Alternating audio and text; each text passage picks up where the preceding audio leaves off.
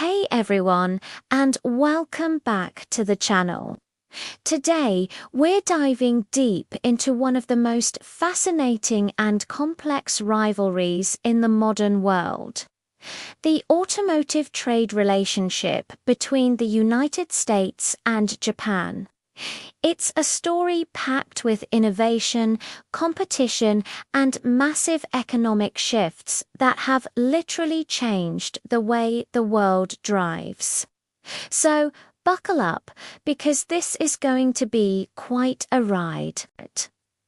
Let's rewind to the post-World War II era. The American auto industry was the undisputed king.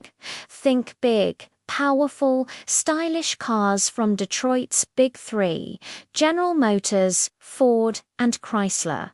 They weren't just building cars. They were building the American dream on four wheels. The idea of a small, foreign car making a dent in this market seemed almost laughable. But across the Pacific, something incredible was happening. Japan, rebuilding from the ashes of war, was developing a completely different automotive philosophy. Companies like Toyota, Honda, and Nissan weren't trying to outmuscle Detroit. Instead, they focused on something the American giants had started to overlook: efficiency, reliability, and affordability. They pioneered revolutionary production methods, most famously the Toyota production system, which emphasized quality and eliminating waste. Then came the 1970s, and the world was hit by the oil crisis. Gas prices skyrocketed, and suddenly those big, thirsty American V8 South didn't seem so glamorous. American consumers, feeling the pinch at the pump, started looking for alternatives. And there they were, the small fuel-sipping cars from Japan. They were practical, they were cheap to run, and they just kept going. This wasn't just a lucky break. It was the moment Japanese automakers had been preparing for. The 1980s saw the Japanese invasion hit full throttle. Cars like the Honda Accord and the Toyota Camry started topping sales charts. Not just as second cars, but as primary family vehicles. This caused a huge stir in the United States. Tensions rose, with accusations of unfair trade practices and calls for protectionist measures. The term trade deficit became a household phrase, and the auto industry was front and center in the debate. This pressure led to a pivotal shift: to ease trade friction and get closer to their biggest market. Japanese automakers began to do something radical. They started building factories in America. Honda opened a plant in Ohio, Toyota in Kentucky, Nissan in Tennessee. This was a game changer.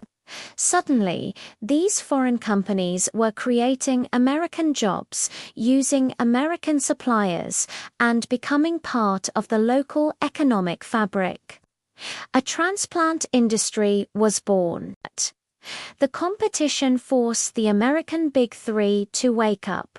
They had to innovate, improve quality, and pay attention to what consumers really wanted. It led to the rise of joint ventures like the NUMMI plant in California, a collaboration between GM and Toyota, where American workers learned Japanese manufacturing techniques.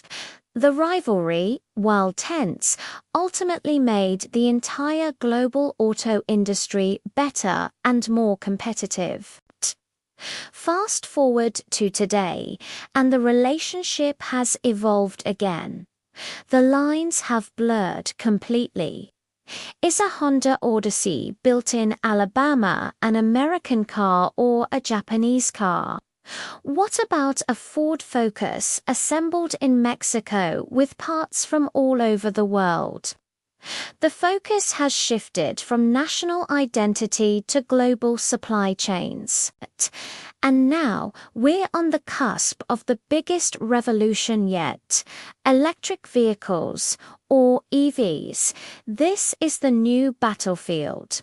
While American companies like Tesla have seized the early lead with groundbreaking technology, Japanese giants are investing billions to catch up, focusing on their traditional strengths in battery technology and production efficiency. They're also exploring alternatives like hydrogen fuel cells, who will dominate this new era. It's a multi-trillion-dollar question. The story of the US-Japan auto trade is more than just about cars. It's about two economic superpowers pushing each other to be better. It's a lesson in how competition, innovation, and adaptation can reshape industries and the global economy. From the gas guzzlers of the 60s to the EVs of tomorrow, this dynamic relationship has defined the way we move. The next chapter is being written right now in factories and design studios in both Japan and the United States, and you can bet it will be just as exciting as the last. What do you think the future holds for this relationship? Who will win the EV race? Let me know your thoughts down in the comments below. I'd love to hear what you think. Thanks so much for watching. If you found this interesting, please give this video a thumbs up and consider subscribing for more deep dives into the topics that shape our world. We'll see you in the next one.